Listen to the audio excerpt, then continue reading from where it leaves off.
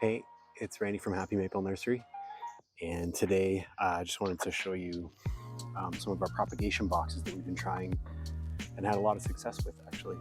So in the past, we've tried all kinds of things for propagation. The more we mess around with it, we find the more we're getting more successful. But this year has probably been our best year, at least for Japanese maple cuttings. And so I wanted to show you what we did. So I actually took these standard plastic containers that you find at any big box store, selected ones that were of size that we could manipulate and move around, and what we did is actually drilled a few holes in it, a bunch in the top and a bunch in the bottom as well. You can see that the roots are actually coming out the bottom, and then we took this and filled this about a third of the way up with some coarse perlite, about 80% and about 20% peat. And then we took our hardwood cuttings, and so for our climate, which is about a Canadian hardiness zone 5B here in Ottawa, we took these cuttings in April. I think we had an unusually warm spell, so it was very easy to get out without a lot of snow blocking you. And we actually took these cuttings, placed them here with a bit of rooting hormone, and just left them sealed in the shade out of the direct sun over the whole season. And so we now know that these have rooted. First of all, we can see the roots very simply through the sides and coming out the bottom. And we also see new growth, which is a very good sign.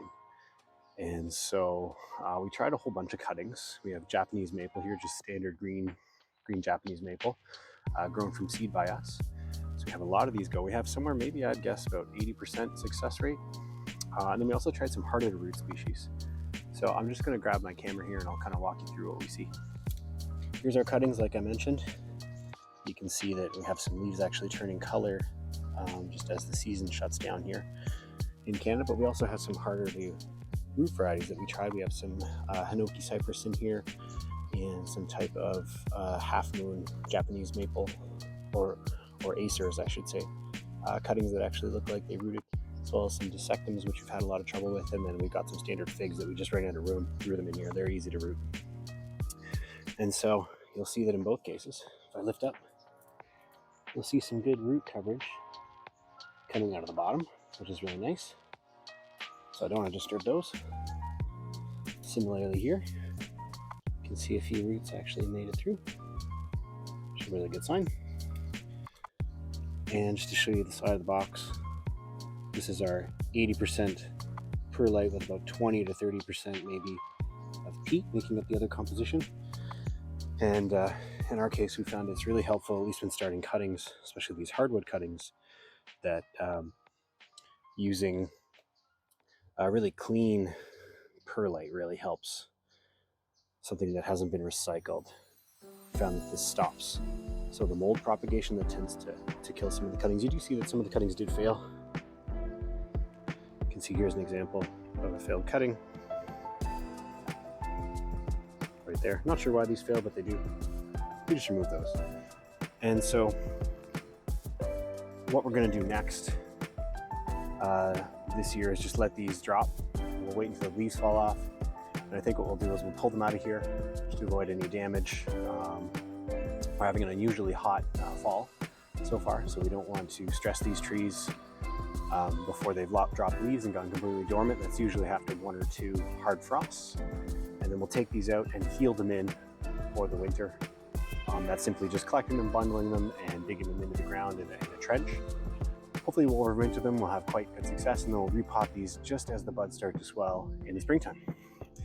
And so we'll report on the success of these next year. I'll try to wrap this up and kind of show you. We're really happy about this. And this looks to be the most successful way. We found some of the key components are, again, I'll just run over them, using sterile peat and perlite, or something that's new. It doesn't have a lot of fungal growth in it, so it doesn't really impact or cause unnecessary mold growth.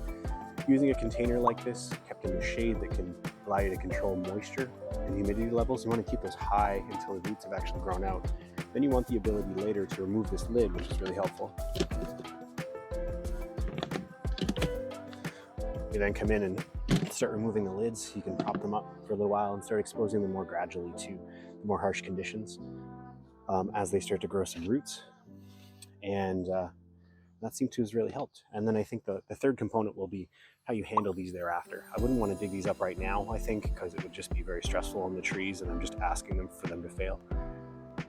Especially if you get a warm spell like we're experiencing, like I mentioned, you just really are asking a lot of the trees. That's one of the best ways I've found that you can kill trees, is disrupting them when it's really hot and blowing up those fine root hairs. So, but alternatively, if you do any root work, and this goes for just repotting as well generally, and planting, if you do that early in the spring or late in the fall is the second best time, you can really get away with quite a lot.